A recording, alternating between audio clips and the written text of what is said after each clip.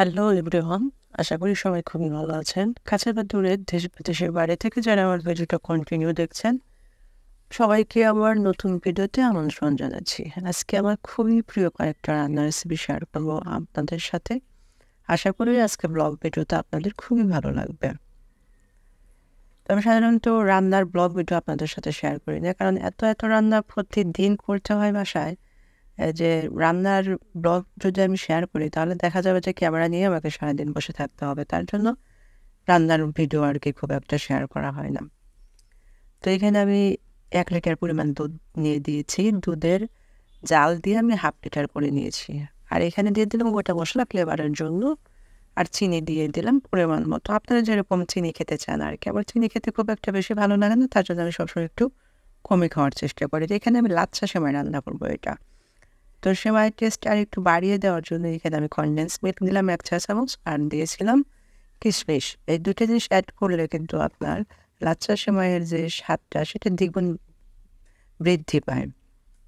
একবারের জন্য হলেও এভাবে বাসায় ট্রাই করবেন, দেখবেন খুবই ভালো লাগবে। এরপর চুলাটা একদম বন্ধ করে লাচ্ছা সেমাই দিয়ে ঢেকে রাখবো ১০ মিনিটের মতো, তাহলে হয়ে যাবে।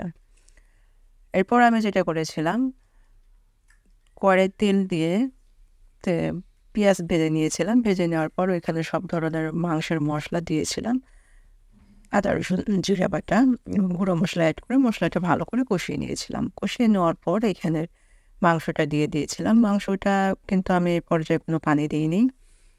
তো যখন মাংস আপনি ফার্স্ট টাইম কষাবেন তখন চুলার আঁচটা অবশ্যই লোতে রাখবেন। তাহলে দেখবেন মাংস থেকে অনেক পানি বেরিয়ে আসছে।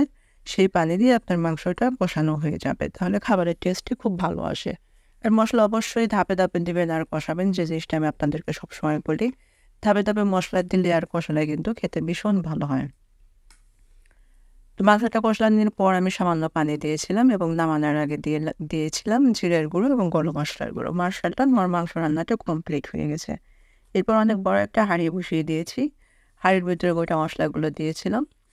দেওয়ার পর গোটা মশলাটা একটু ফ্লেভার ছাড়া পর্যন্ত ভেজে নিয়েছিলাম। এরপর দিয়েছিলাম পেঁয়াজ কুচি। তো পেঁয়াজ কুচিটা যখন গোল্ডেন ব্রাউন হয়ে আসছিল তখন আর কি আমি পোলার চাউল এখানে অ্যাড করে দিয়েছিলাম। অবশ্যই পোলার চাউলটা ১০ মিনিট পর্যন্ত ভিজে রাখবেন এবং ছাঁকনিতে ছেঁকে নেবেন ভালো করে। তারপর চাউলটা দিয়ে অনেকক্ষণ পর্যন্ত ভেজে নিতে হবে। আমরা কিন্তু সবাই জানি যে পোলার রান্নার সময় চাউলটা অনেকটা সময় ভেজে নিতে হবে। কাজটা কিন্তু সময় নিয়ে করতে হয়। কারণ পোলার চাউলটা যদি আপনার ব্রাউন কালার হয়ে না আসে, ভাজাটা সুন্দরভাবে না হয়, তাহলে কিন্তু পোলাওয়ের যে কালার এবং ঝরঝরে ভাবটা কিন্তু আসে না। তো এরপর কিন্তু আমি পানি দিয়েছিলাম। এখানে আমি ১ কেজি চাউল নিয়েছিলাম। ১ কেজি চাউলের জন্য ২ কেজি পানি দিতে হয়। অবশ্যই আপনারা সবাই জানেন। তো এখানে কিন্তু আমি ঠান্ডা পানি দিয়েছি। আপনারা পাকামো করে ঠান্ডা পানি দিতে যাবেন না। আমি কিন্তু ঠান্ডা পানি দিয়েছি। তারপর দিয়েছিলাম স্বাদ মতো লবণ আর কয়েকটা কাঁচামরিচ ফ্লেভারের জন্য দিয়েছিলাম। ঢাকনা দিয়ে ঢেকে আমি চুলার রেখেছিলাম। তো চুলার চালটা যখন এরকমভাবে ফুটে আসছে আর কি, তখন এরপরও আমি আরও ঢাকনা দিয়ে ১০ মিনিটের মতো রেখেছিলাম চাপ দিয়ে, যেন বাকি চালগুলো অনেক ভালোভাবে ফুটে আসতে পারে তার জন্য। তো মার্শাল্লাহ মানে পোলাওটা কিন্তু একদম ঝরঝরা হয়ে গেছে, দেখলেই কিন্তু বুঝতে পারছেন। তো পোলাওয়ের স্বাদটা আরও বাড়িয়ে দেওয়ার জন্য এখানে আমি পেঁয়াজ বেরেস্তা অ্যাড করে দিয়েছিলাম। তো যারা পোলাও রান্না করতে ভয় পান তারা অবশ্যই এরকমভাবে একবার হলে ট্রাই করবেন। তবে অবশ্যই গরম পানি দিবেন। তাহলে আপনাদের জন্য খুব সুবিধা হবে, কোনো রিস্ক থাকবে না।